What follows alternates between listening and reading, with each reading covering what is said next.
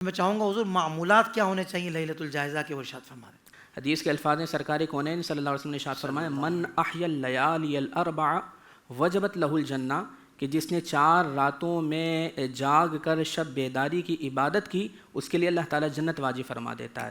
تو اس کا مطلب یہ کہ اس رات میں عبادت کرنی ہے۔ دوسرا فرمایا خمس لیال لا ترد فیہن الدعاء، کہ 5 راتیں ایسی ہیں کہ جس میں دعا رد نہیں کی جاتی، اور اس میں سے فرمایا کہ ایک لیلۃ الفطر کی رات ہے، ایک لیلۃ الفطر ہے یعنی عید الفطر کی چاند رات، فرمایا کہ اس رات میں بھی دعا قبول نہیں ہوتی۔ تو اب معمولات کیا اختیار کرنے ہیں، تو اس میں نبی کریم صلی اللہ علیہ وسلم نے چونکہ عبادات کی ترغیب ارشاد فرمائی، لہٰذا اس رات عبادت کی جائے۔ اب نبی کریم صلی اللہ علیہ وسلم کی جانب سے کوئی خاص عبادت کی تعیین نہیں کی گئی، لہٰذا جو بھی عبادت ہم اپنے طور پر اختیار کر لیں۔ مثلا بہتر ہے کہ اس رات میں صلاۃ التسبیح کا اہتمام کیا جائے۔ میرے آقا صلی اللہ علیہ وسلم نے صلاۃ التسبیح کو بہت زیادہ پسند فرمایا۔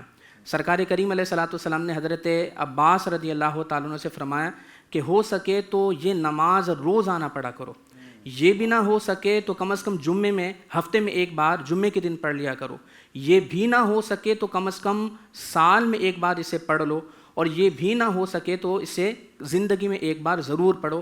تو اس کا فائدہ کیا ہوگا؟ سرکار نے فرمایا کہ اگلے پچھلے ظاہری باطنی قصدن عمدن جو بھی گناہ کیے اللہ تعالیٰ سارے کے سارے گناہوں کو معاف فرما دے گا۔ تو اس رات میں صلاۃ التسبیح کا اہتمام کر لیا جائے۔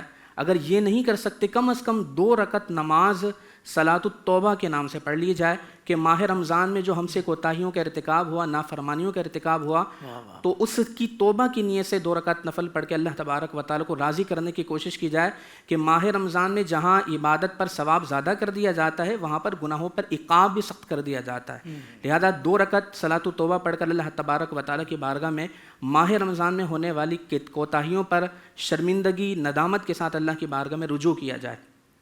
اور اگر یہ بھی نہیں ہو سکتا کم از کم اتنا کریں کہ اس رات عشاء کی نماز باجماعت پڑھ لیں، اور نماز فجر باجماعت پڑھیں کہ جس نے عشاء اور فجر باجماعت پڑھ لی تو اسے پوری رات عبادت کا ثواب دیا جائے گا۔ سبحان اللہ۔ اس کے ساتھ ساتھ اپنے آپ کو گناہوں سے بچانے کا اہتمام کریں، گھر میں رہیں، بلا ضرورت باہر نہ نکلیں، عشاء اور فجر باجماعت پڑھ لیں، گناہوں سے بچائیں، تو انشاءاللہ اس رات کی برکات سمیٹنے میں کامیاب ہو جائیں گے۔